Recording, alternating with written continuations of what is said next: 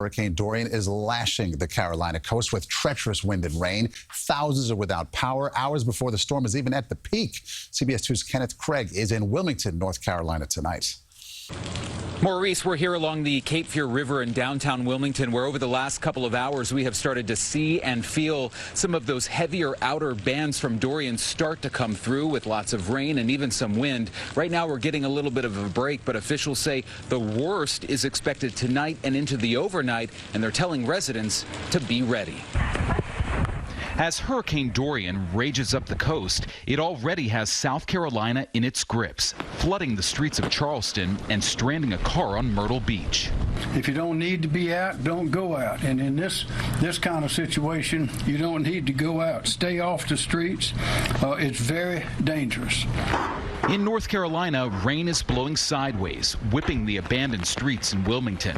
As the storm approaches, it has already spawned possible tornadoes, and Governor Roy Cooper is warning residents Dorian could be deadly. This won't be a brush by.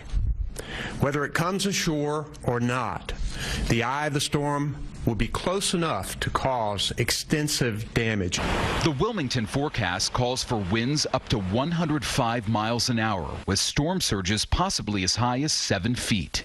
One of the biggest concerns along the water here in Wilmington is the potential for serious flooding from heavy rains. Upwards of a foot of rain is expected here. That worries these locals, but they're still staying to ride out the storm. We've got everything all charged. We've got food we can cook both on the grill and on the stove, and we're pretty much ready. Thousands of people have already lost power, a number that could top 700,000 at the peak. The time to prepare is coming to an end. Now it's time to shelter. Shelters are at the ready, and officials here are urging residents to use them as the storm closes in. When Hurricane Florence hit this time last year, this entire area downtown was underwater. Officials don't expect it to be as bad this time around, but we all know the storm has been very unpredictable. In Wilmington, North Carolina, Kenneth Craig, CBS 2 News. And Myrtle Beach has declared a civil emergency, and mandatory evacuations were ordered for Virginia Beach.